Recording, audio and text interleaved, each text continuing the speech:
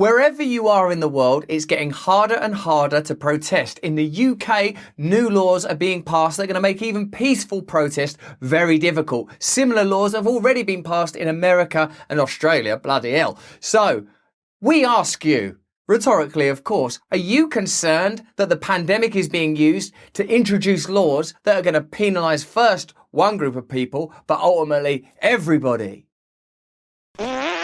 There's 4.5 million and one of us. Surely we're growing in number to a sufficient size to be able to make claims for our own freedom. Well, not for long. If these new laws are passed, it's becoming increasingly difficult to protest. So firstly, they can do what they want. Hey, I don't want you to do that. You can't tell us that you don't want to do that. Bloody hell. Like the right to protest, that just simply means to mention that you're not happy about something. How dare you? How dare you mention it like it's bad manners or something? Let's talk about these laws and what's happening. The UK government is proposing new laws that would allow police to stop and search protesters without suspicion and make locking on a crime. No suspicion even, suspicion. The intuitive thought that possibly something is awry. You don't even have to have that. Not to mention that locking on is a crime. Now, I didn't know what locking on was. Do you know what locking on is? Locking on is when, in a protest, you maybe link arms or bolt yourself onto something or glue yourself to the floor. Now, I think we've probably all seen protests with people glue themselves to stuff and you think,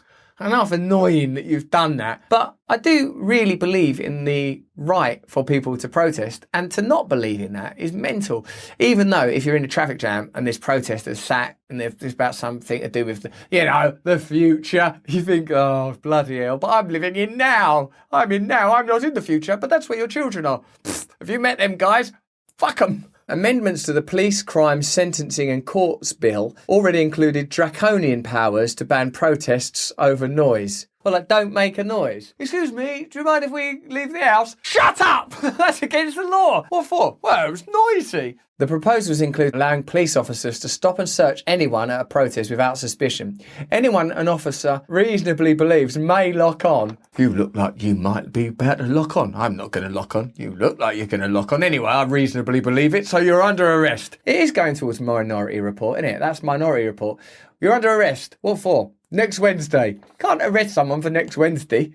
Individuals with a history of causing serious disruption also face being banned by the courts from attending certain protests even if they've not committed an offence. It's always been that the law is in the service of existing interests of power, and now it's becoming more and more overt. Do you know what that shows you? People aren't happy. It shows you that people are not happy. There is a movement towards protest. The law as it is means that that protest could ultimately be effective. So they're changing the law. They're changing the rules of the game because the game is under threat. Home Office Minister Baroness Williams of Trafford. When I read something like Baroness Williams of Trafford, I think, what do they think of their American brothers and sisters when they hear Baroness Williams of Trafford? We will talk about some American corruption in a minute. Australians, you're used to being told what to do. Minister Baroness Williams of Trafford says the measures were necessary to protect the public from the unacceptable levels of disruption we've seen as a result of the reckless and selfish tactics employed by some protest organisations in recent weeks. Well, if you're going to start querying Baroness Williams of Trafford, whose very name suggests someone that's completely in touch with ordinary everyday life. I'm Baroness Williams Trafford, I'm down at the old laundrette. However, opposition peers strongly criticise the controversial measures and the way they have been introduced at such a late stage of passage of the bill, which has already gone through the Commons. You know, they do that thing in our country as well. Like, right, we're just passing this bill. Is that all right? Yeah, that seems reasonable. Also, no one can go anywhere or do anything. The provisions come on top of other contentious curbs on demonstrations proposed in the legislation, including powers to impose conditions on protests judged to be too noisy. What do you want? Justice? When do we want it? Shh. Liberal Democrat peer Lord Paddock, who was Deputy Assistant Commissioner in the Metropolitan Police, said, "These are outrageous proposals with serious consequences in terms of police powers, infringement of civil liberties and the creation of new offences introduced in a wholly unacceptable way at the last minute at the committee stage in the House of Lords, where MPs will have very little, if any, time to properly consider them. And even if they do have time, what are they going to do, really?" Do you not feel like we are slowly sliding into technocratic tyranny, where your individual freedom is being impeded upon on all sides by the capture of your data, the issuing of various necessary forms of passport in order to access even basic amenities, restrictions on travel, and movement. Do you not see how serious this is? There's no time limit. It's not temporal. No one's saying we just need to do this for a little bit of time, and a clear review. By the way, what about consent? Have you been invited to vote on any of this? Have you been asked whether or not you agree with it? That's even after most of us are subjected to a considerable amount of propaganda that softens you up, bludgeons you and hypnotises you into dumb compliance and weariness. Even then, they won't risk a vote. So all of this stuff, even if you think, oh, what's going on in the world is a unique situation, we're doing this, save lives, doing that, save lives, whatever it is. Where's the consent? Where's the democracy? Are we saying it's not a democracy anymore? Is that what we're saying? Because that should be explicit. Because if it's going to be tyranny, at least tell us it's tyranny, rather than saying you can protest but don't make any noise. We just bang a little triangle. Freedom, ding, tap it quieter.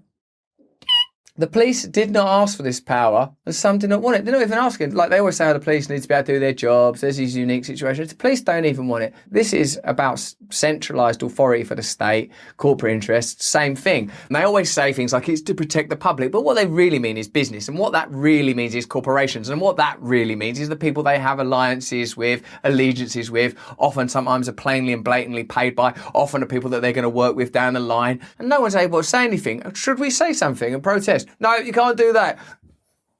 Ding! Meanwhile, over the Atlantic, peaceful protests are protected by the United States Constitution's First Amendment, as well as international human rights law. But a legislative assault aimed at eroding these protections is underway in several state legislatures.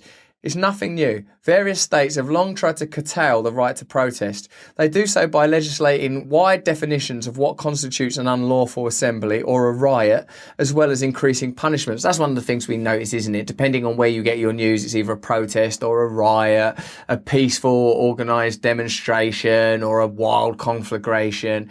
And now that's happening not just at the level of punditry and commentary, but at the level of administration and legislation. People are able to say, that was a riot. Well, I thought it was a protest. Yeah, but did you hear how loud they banged that triangle?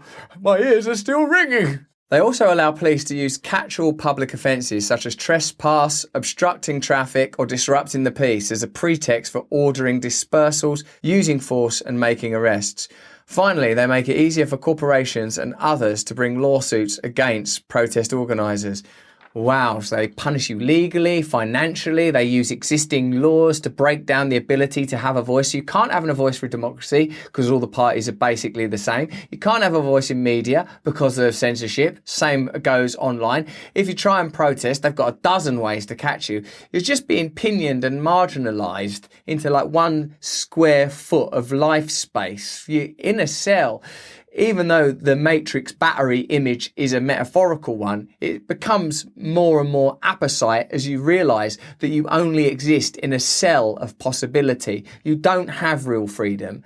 If you feel you have real freedom, try acting in a way that is against the interests of the powerful and see how far you get. Try doing what you want. Then you start to notice that the inhibition of freedom is taking place in your own consciousness. You don't even think certain thoughts anymore. You don't even allow it. There's certain linguistic zones you're not allowed to enter. Cerebral territory. The mind itself is under assault. This is why the rise of social media, the advent of something like a metaverse, is frightening, because this is consciousness itself, the one place where there is freedom, that point of your experience, that point of attention that you call your own, your sovereignty within yourself.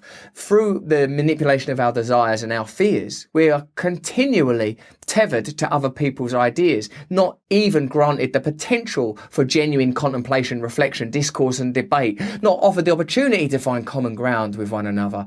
We are marginalised, kept aside, partitioned from one another and from reason itself. According to US protest law tracker created by the International Centre for Not-for-Profit Law, there are currently 51 bills under consideration in 24 state legislatures, including as many as 10 in Oklahoma. Oklahoma! Sit still! Shut up! That they warn would threaten the right to assemble peacefully. Among the proposed laws are one Stand Your Ground bill in New Hampshire that would allow deadly force against protesters likely to use any degree of unlawful force during a riot. If your automatic go-to then was the Rittenhouse trial, notice how your own consciousness is being managed, that you automatically think of public versus public, when really the power of other members of the public is the least of your problems. You need to worry about the power of your state, same as I do, same as the people in Australia do. Oh no! What's happening? It's some ordinary people. They ain't making laws. They ain't doing nothing. Of course, there are one-off incidents and dreadful things that happen. We're all alive. We're not babies. We're human beings. I've got windows. I see what happens in the world.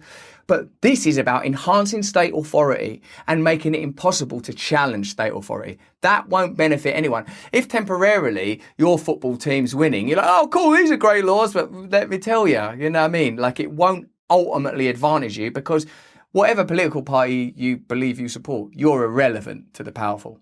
Other bills would increase penalties for participating in unlawful protests, something that happens automatically in many jurisdictions once someone marches without a permit, or for committing an offence including jaywalking or trespassing while in an unlawful assembly. Why do you need a permit to march anyway? It's only some people marching, walking along. Oi, you're all walking together. Have you got a permit for that? No, I didn't think I needed one. Yeah, you do need one. So what are you marching for? Freedom? Not without a permit, you don't. International human rights law protect the right of peaceful assembly and requires authorities at all levels to facilitate such assemblies and avoid unnecessary or disproportionate restrictions on them. The mere act of planning or participating in a protest should not be criminalised. Authorities are also required to protect people participating in such assemblies. Bills that encourage or allow violence against protesters are inconsistent with those obligations and states should abandon them. So there you are, a little glance at some international legislation that wherever you stand politically will ultimately be used to impede individual and collective freedom and advantage the interests of the state and their corporate partners. Is what I think, but more interesting than what I could ever conceive of is what you think. And I want you to let me know in the comments below. Give me a like, subscribe to this channel, turn on the notification bell so I get as much chance as communicating with you as possible. If you enjoyed this video, have a look at that. And sign up to my Awakening side channel as well, where I give you some personal tools to deal with living in this world. Please sign up to my mailing list so I have the opportunity to directly communicate with you. And please, if you're in the UK between January and May, I'm all over the place. Come see me live. Come meet me. We'll hang out. Ask me some questions. Most importantly of all though, please stay free.